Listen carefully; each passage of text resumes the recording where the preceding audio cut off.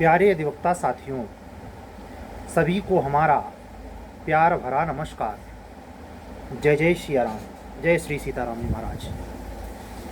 आज हम लोग कल के वीडियो में जो बातें आप लोगों ने सुनी उत्तराखंड लोक सेवा आयोग के संदर्भ में, सकारात्मक ऊर्जा की लहर सी दौड़ी है। परमात्मा बहुत सख्त निगाह रखता है। ये जो सूक्ति है कि उसके घर देर है अंधेर नहीं, ये सर्वकालिक रही है। ये रामायुग में, द्वापर में, सतयुग में और कलयुग में भी। ये वह पहलू है जो दिलासा नहीं दिलाता, जैसे कहते नहीं कि आशा के ऊपर जिंदगी टिकी हुई है, नहीं। ये एक ऐसा अमीय रस है जो उस व्यक्ति को ज़्यादा प्रभाव से भरता है, साहस से भरता है, उसमें अदम्यता पैदा करता है, उसमें एक साहसपूर्ण ऊर्जा का संचार करता है। एक किंवदंती आती है मुगलिया सल्तनत में, बीरबल एक बार किसी प्रहसन बस उनके और बादशाह अकबर के बीच में चुटकुलेबाजी प्रसंग बस उनके दिमाग के कसरती दिमाग को समझने के लिए कुछ न कुछ छेड़खानी दोनों बादशाहों में और महामंत्री में हुआ करती थी। बातों ही बात में बात का प्रसंग कुछ और था, और बातों के प्रसंग के आधार पर अचानक उनके मुंह से निकल गया कि वो जो अपने राज्य का वो सरोवर है ठंडा, जिसका पानी बड़ा शीतल रहता है, उसमें अगर कोई रात भर निवास कर ले, रात भर खड़ा रह जाए उसमें, इतना ठंडा है, तो हम उसको 5 असरफियाँ, सोने की असरफियाँ इनाम देंगे। उस जमाने में असरफी की कीमत आज जानते हैं, 10 ग्राम सोने की कीमत। वो 5 असरफी सोने की, मतलब वो समझ लीजिए कई लाख रुपए हो जाएंगे उस जमाने में, 1565 के पहले। तो एक जब ये हो गया, बात में बात आई और गई, खत्म हो गई, उसका कोई ध्यान नहीं दिया, चुटकुला मजाक चलता ही रहता है। लेकिन एक ख्याल आया बीरबल को। कुछ दिनों पहले उनके पास एक गरीब आया था, उसको अपने बेटी की विवाह के लिए कुछ चाहिए था, और कोई कारण था नहीं कि कोई राजा महाराजा ऐसे मांगने से दे देता। ये खबर बीरबल ने उस तक पहुंचा दी कि अगर एक तुम काम कर सको, करना कुछ नहीं है, उसी सरोवर में रात भर खड़े रहना है, ये प्रमाणित होना चाहिए कि तुम ही थे, तो तुम्हें 5 सोने की असरफियाँ मिल जाएंगी। बादशाह ने ऐसा कह रखा है, हालांकि उन्होंने कहा था मजाक मजाक में। वो आदमी परिस्थिति बस था, जैसे हम लोग परिस्थितियों से जूझ रहे हैं, मरता क्या नहीं करता। उसने बीरबल की बात पर विश्वास करके और उस सरोवर में फटे चिटे कपड़ों में खड़ा हो गया। अब ये रात की बात है। दूसरे दिन बीरबल ने स्वयं बादशाह से कहा कि हुजूर महाराज, अगर आदेश हो तो एक बात कहें। कहे आपको पूछने की क्या ज़रूरत है, बताइए। उन्होंने कहा कि एक गरीब आदमी है, ब्राह्मण देवता है, और ऐसी परिस्थितियों में है वो, और आपकी यही जो आपने कल बातों ही बातों में कहा था कि अगर उस सरोवर में कोई रात भर खड़ा रह जाए तो हम उसे 5 असरफियाँ। तो एक व्यक्ति है जो खड़ा रह गया, ये क्या बात करते हो बकवास वाली, ऐसे हो ही नहीं सकता। उसमें खड़े रहने का शर्त मैं इसीलिए कहा था कि आदमी मर जाएगा। तो बीरबल अड़े रहे, कहे साबित करो हमारे पास, कैसे वो आदमी खड़ा रह गया वहाँ। आदमी बुलाया गया। सोचिए, गरीब आदमी जिसको अपनी बेटी की शादी करनी है, बुजुर्ग रहा होगा, लेकिन उसमें खड़ा रहा, पूछा गया, जोर डाला गया सभा के अंदर उसे लाके, कैसे तुम खड़े रहे, कौन सी ऐसी चीज थी जो तुमको वहां टिकाए रखी, तुम मरे नहीं ठंड से। जानते हैं उसने क्या उत्तर दिया? कि बादशाह के जो सिंहासन पे वो जो दरबार है, महल, उसके ऊपर वाली अट्टालिका में, सोचिए, जो बिजली की व्यवस्था, दीपक जल रहा था, उसी की रोशनी को देख देख कर मैं खड़ा रहा। बीरबल ये इस गरीब आदमी के इस वाक्यांश पर, इस कहने पर, इस घटना पर, इस बात पर बादशाह को बहाना मिल गया। कहा कुछ नहीं, वहां से रोशनी जा रही थी, उसी रोशनी से वो गर्मी आई और गर्मी लगने की वजह से वो बच गया, इसमें इनाम नहीं मिलेगा। क्या? अच्छा ठीक है, ठीक है भाई, नहीं मिलेगा तो राजा से जबरदस्ती कौन करेगा? वो निराश हो गया आदमी। बीरबल भी कुछ नहीं कर सकते थे। लेकिन बीरबल, आप जानते हैं, जो भी आप चुटकुले सुने हों उनके बारे में, बहुत ही गणितज्ञ दिमाग, बहुत ही बुद्धि का पिंड। पूरे अकबर के 9 रत्नों में अकेले हिंदू मंत्री वो थे, बीरबल। तो बताते हैं कि उसी दिन से बीरबल अनुपस्थित। अब अकबर पूछे क्या बात है भाई, बीरबल नहीं आया? बीरबल नहीं आया। 1 दिन हुआ, 2 दिन हुआ, 3 दिन हुआ, तो तीसरे दिन नहीं रहा गया, हरकारे भेजे गए बीरबल के यहाँ। अब बीरबल के पास जब हरकारे पहुँचे बादशाह के, कहे क्या बात है बीरबल, दरबार क्यों नहीं आ रहे? तो कहे कि जाके बादशाह से कह दीजिए कि हम खिचड़ी बना रहे हैं, खिचड़ी बना रहे हैं हम। कहे खिचड़ी बना रहे, ये क्या बात हुई? कहे जाके कह दीजिए, जब खिचड़ी हमारी पक जाएगी तब हम आएंगे। भाई वो भी वाद्य हैं, हरकारे हैं, उनका तो काम ही है संदेशा इधर से उधर लाना। और राजतंत्र था, छोटी सी छोटी बात पे तलवारें निकल जाती थी। वो जिद नहीं किए हरकारे, वो चले आए, बादशाह को सूचना दी। तो तीसरे दिन भी राजा अकबर ने कुछ बहुत ज़्यादा ध्यान नहीं दिया, लेकिन चौथे दिन उनका माथा ठनका, फिर भेजा, फिर वही जवाब। जब 2-3 दिन यही जवाब कि खिचड़ी पका रहे हैं, आ नहीं रहे, कहें वो कौन सी खिचड़ी है कि जो खिचड़ी, मतलब खिचड़ी के बारे में कहावत है कि सबसे जल्दी पकने वाला व्यंजन खिचड़ी। खिचड़ी के बारे में लोकोक्ति है, खिचड़ी बनाई खाई चल मोरे भाई, मतलब बहुत जल्दी से पकवान पक जाता है। वो एक कौन सी खिचड़ी है जो ये हफ्ते से पक रही है? तो कैसे नहीं काम चलेगा? आप खुद जाके देख लीजिए सरकार, हम लोग देख के आए हो, खिचड़ी सच में पका रहे हो लेकिन पक नहीं रही है।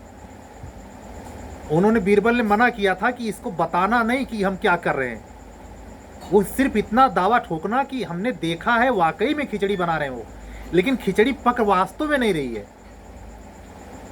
तो बीरबल, अकबर को उत्सुकता हुई कि आखिर बात क्या है। बुलाए घुड़सवार, खुद गए, तो देख क्या रहे हैं कि बीरबल बैठे हैं, नीचे चूल्हा जल रहा है, उसमें अलावन जो होता है जलाने वाला लकड़ी, वो लगाए जा रहे हैं।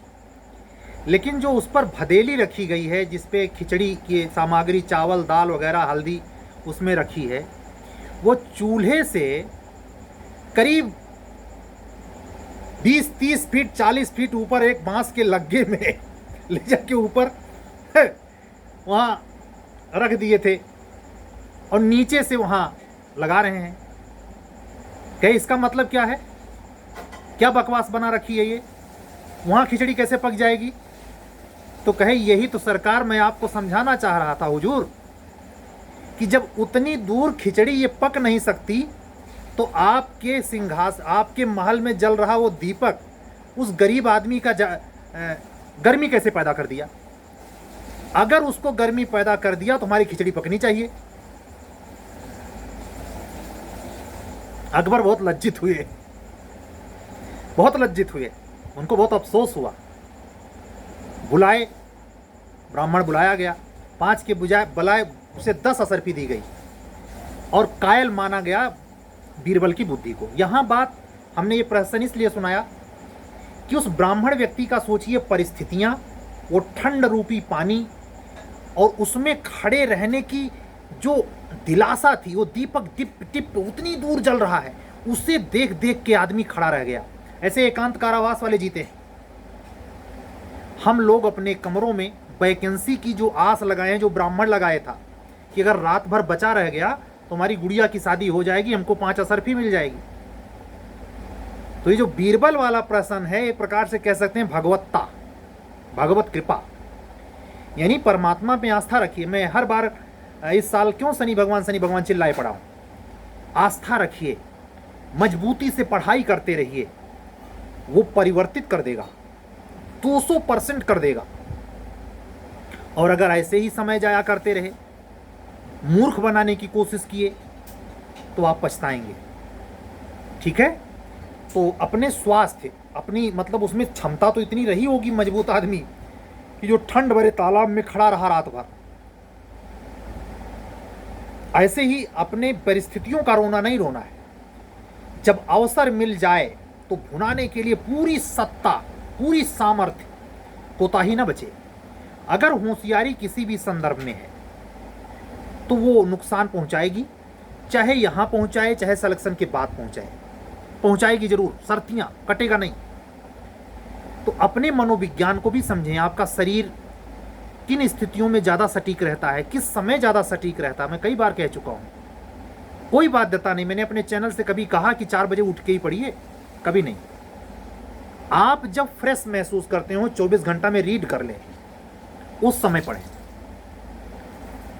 और वही सब वही है, जबरदस्ती का नहीं कि प्रातःकाल उठ के रघुनाथा, नहीं नहीं, बिल्कुल नहीं। प्रातःकाल हर व्यक्ति का अलग अलग है। जब दिमाग ज्यादा फ्रेश हो उस समय अगर आप बैठेंगे तो स्मृतियों में चीजें जाएंगी। नई संहिताओं में बेजोड़ चेंज हुआ है। उस संहिताओं को, चीजों को पढ़ेंगे, उस अमेंडमेंट के यूटिलिटी को पढ़ेंगे, ध्यान देंगे तो रोचकता बनेगी। जब रोचकता बनेगी तो उससे जुड़े मल्टीपल क्वेश्चन के ऊपर आप अटैक करेंगे महाराज, पढ़ेंगे नहीं। प्रश्न देखते ही एग्जाम हाल, जब कभी यूपी, एपी और जे का मेंस होगा, क्लियर कट नए साल में मेंस की बात कर रहा, तब धड़ल्ले से आप वो लाइनें लिख रहे होंगे जो इस समय पढ़ रहे हैं, अंडरलाइन कर रहे होंगे। वो अंडरलाइन सिर्फ अंडरलाइन नहीं, 100% कह रहा हूं, वो आपकी तस्वीर को, आपके जीवन को काया पलट कर देने वाला अंडरलाइन होगा। नई संगीताएं हैं, नए अवसर पल्लवित हो गए हैं। जो पुराने सीनियर हुआ करते थे, जिनको बहुत जबरदस्त को रिलेट करने में सुविधा हुआ करती थी, वो भी मुश्किल में फंसे हैं। हालांकि 1000 टेक्निक आ गई है, 1000 संसाधन उपलब्ध नहीं। ये जमाना 2004-5 का नहीं, ये 2024-25, 20 साल बाद का है। तो ये फर्क तो है, टेक्नोलॉजी का असर है।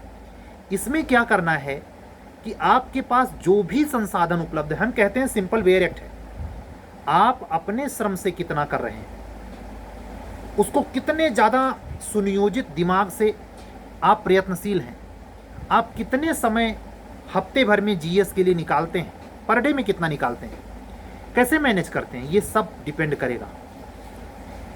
तो आशा बांधना बिल्कुल बुरा नहीं है। हमारे किसी अधिवक्ता साथी ने बहुत प्यारा कमेंट किया कि सर आपके वीडियो से जीना आ जाता है, हमें हिम्मत बढ़ती है। उस बच्चे के एक एक शब्द में अगर वो सुन रहा है, तुम्हारा विशेष धन्यवाद स्वीकार करे बाबू। अगर कोई अधिवक्ता बहन है तो उससे भी कहूँगा, बहन कमाल का ऑब्जर्वेशन है, लेकिन यूं ही सुनने में आस्वादन मत लेना, बड़ी दिक्कत होती है।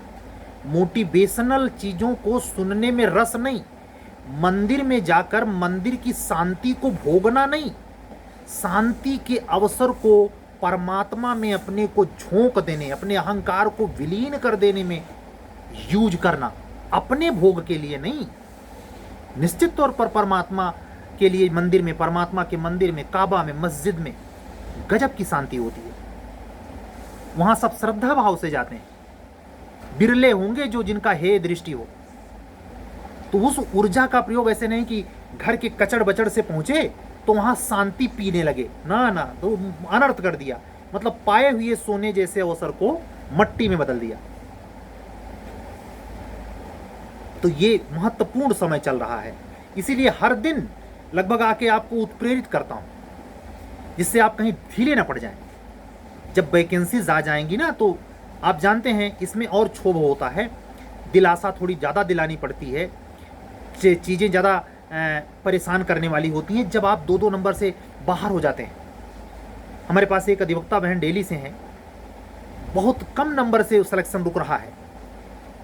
ऐसे ही एक अधिवक्ता बंधु है, मैं व्यक्तिगत तौर पे 1.5 साल से जान रहा हूँ, बहुत ही टैलेंटेड मेंस लेवल पर, लेकिन प्री चाहे 21 नंबर से रुक रहा है। ये बड़ी घातक और प्राण कष्टकारी लगता है। इस पर ही ये जो रोज का खुराक है, डोज हम नहीं, परमात्मा दिला रहा है, इसको लेकर और जुट जाइए, नए पर काम कीजिए। ऐसा क्लाइमेक्स हो कि दुंदुभी सहनाई में बदल जाए। दुंदुभी कब बजती है? जब युद्ध के नगाड़े बजते हैं। और सहनाई कब बजती है? जब मंगलाचार होता है। दुंदुभी मतलब अपने तैयारी का शंखनाद, और सहनाई मतलब सफलता मिल चुकी, फूलों के हार आप पे डाले जा रहे, लोग चर्चा कर रहे, बहुत मेहनत करता था बच्चा वो, आज सिविल जज बना, आज अपर जिला जज बना, आज अभियोजन अधिकारी बना, आज समीक्षा अधिकारी बना, आज पीसीएस अधिकारी बना, आज आईएएस अधिकारी बना, इत्यादि। ठीक है, आज की भी वीडियो 20 मिनट से ज़्यादा नहीं, क्योंकि ये बहुत इंपॉर्टेंट समय है। मैं खुद आज मैंने आपको एक चीज़ जैसे बातों में बात आ गई, जानकारी दे दूं, जो 1 सितंबर से नई संहिताओं पर एपीओ और जे को ध्यान में रखते हुए यूपी के प्रीलिम्स की टेस्ट सीरीज नई 3 संहिताओं पे शुरू होने जा रही है। उसका शेड्यूल बनाने में मुझे 4.5 घंटे लगे, जिसका एक सिनेरियो मैं पेश कर दे रहा हूँ। 1 सितंबर से सीरीज स्टार्ट होगी। जो ऑलरेडी 1 सितंबर के पहले रजिस्ट्रेशन करवा लेगा, उसका आखिरी टेस्ट 12 जनवरी को है। जो जितना डिले करेगा उसी हिसाब से उसे मैनेज करना पड़ेगा, जल्दी करनी पड़ेगी।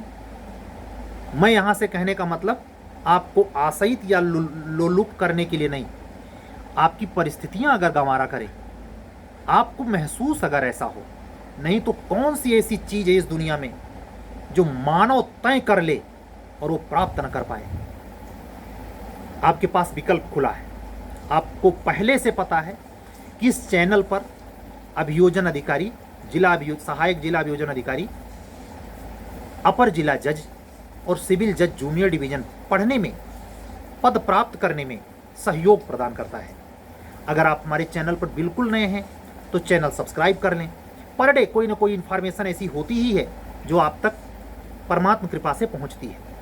अगर अपने अंदर व्यक्तित्व निर्माण संदर्भी, अपने बोल चाल की भाषा में एक साम्यता प्राप्त करने हेतु, अपने से बड़े, अपने से छोटे, अपने बराबर के बीच व्यवहारित होने की धारणाओं का विकास और अन्य व्यक्तित्व निर्माण संदर्भित बातों के लिए, और परीक्षा में सार्थक उच्च स्तरीय गुणवत्तापूर्ण सामग्री संसाधन के साथ अपनी तैयारी में लाभार्थ हेतु अगर जुड़ना चाहते हैं तो हमारा व्हाट्सअप नंबर था, और से सुने, 7705090393। इसी व्हाट्सअप नंबर पे आप मैसेज करेंगे तो हमारी आपसे बात होगी। मैं कॉन्टैक्ट नंबर अलग से दूंगा, इस पर कॉलिंग नहीं होती, भूल कर कॉल मत करना, केवल व्हाट्सअप, और हमारे आपसे जुड़ने का माध्यम ये व्हाट्सअप ही है। ठीक है, तो आप लोगों का एक बार हृदय से बहुत बहुत आभार प्रकट करते हुए, कल के वीडियो पर आपने गजब की सराहना दी है। मैं हृदय स्थल से, निवेदित भाव से, अनुग्रहीत भाव से आप लोगों से विश्वास दिलाता हूँ कि अपने YouTube पे रहते, परमात्मा के निमित्त बनाए रहते, कभी भी आपको इस मध्य लोक लुभावन या ऐसी झूठी मिथ्या प्रलाप संबंधी सूचनाएं प्रेषित नहीं करूंगा जिसमें आप लोगों को डिसीट महसूस हो। मेरा पहला उद्देश्य सूचनाओं में प्रामाणिकता, और दूसरा उद्देश्य आपके लंबे दीर्घकालिक परीक्षाओं में वैकेंसी के संदर्भित अनिश्चय के चलते जो नीरवता, जो हताशे का एक अवकाश पैदा हो गया है लंबा। उसमें कैसे पलें, कैसे संजोएं, कैसे पढ़ाई के प्रति केंद्रित रहें, कैसे अपने आप पर नियंत्रण स्थापित करें, इससे संबंधित बातों को पुष्ट करने के लिए और संबंधित सूचनाओं को समानांतर प्रेषित करने के उद्देश्य से आता रहूंगा। मेरा एक मकसद है, परमात्मा से प्रार्थना है कि हमारे आपके बीच जो संबंधों की डोर है, वो सूचना की प्रामाणिकता, जो शिक्षण सामग्री, चाहे वो सीरीज प्रीलिम्स या मेंस के माध्यम से, क्वेरीज के माध्यम से या लाइव रिकॉर्डेड क्लासेस के माध्यम से आप तक पहुंच रही है, उसके पारदर्शिता, उच्चता, गुणता में वैविध्य ना हो, उसमें इतना जबरदस्त पारदर्शिता और उच्चता हो जिसमें ये अंतर्बोध पैदा कर दे कि इससे बेहतर नहीं हो सकता। इस सर्वोत्कृष्टता को प्राप्त करने की अपनी महती जिज्ञासा को मैं परमात्मा को, लेटे हुए हनुमान जी को, माँ जगदम्बा को, माँ जगत जननी सीता जी को निवेदित करता हूँ। आप लोगों से हमारे संबंध उन्हीं के छतरी के तले कंटिन्यूअस हैं। मैं कल फिर मिलूँगा। आप सभी अधिवक्ता बहनों, बंधुओं को जो हमारे उम्र के बराबर हैं, छोटे हैं, बड़े हैं, सभी का हृदय से आभार व्यक्त करते हुए और सबको जय सिया राम बोलते हुए कल मिलने के पक्के वादे के साथ चलता हूँ। सत्यमेव जयते। शुभ रात्रि।